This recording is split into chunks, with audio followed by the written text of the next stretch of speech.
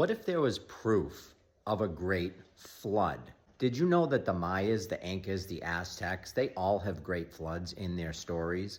And Australia, the Pacific Islands, New Zealand also have accounts of mega tsunamis and great floods. There are literally hundreds of accounts of global floods across the planet.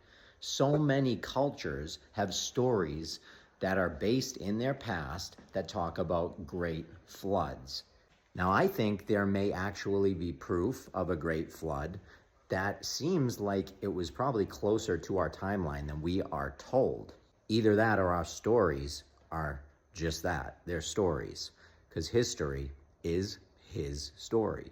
If you go back and go to a library, go to any old bookstore, and you start looking through books, old photos, 19th century photos, 1800s photos of the United States, you're gonna see a lot of weird stuff. You're gonna see pictures like this.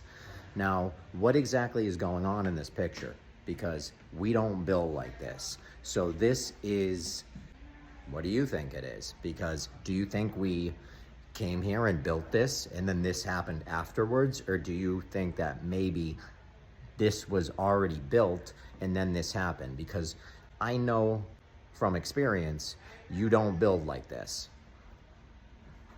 I mean, you really got to look at these pictures and determine for yourself what's going on. Why are these buildings covered in mud?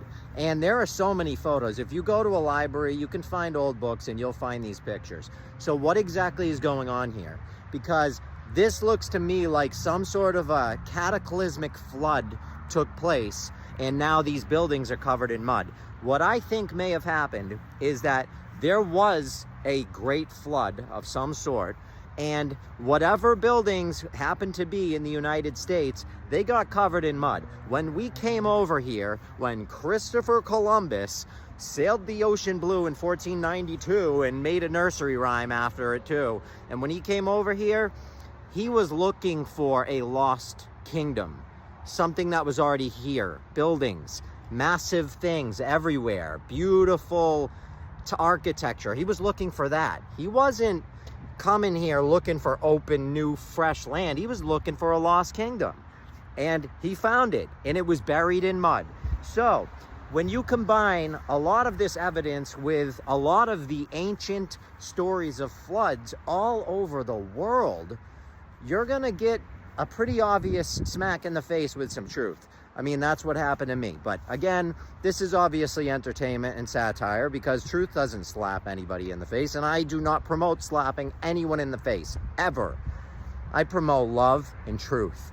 And I think that if we help one another, if we share the truth, we can become enlightened, we can become better.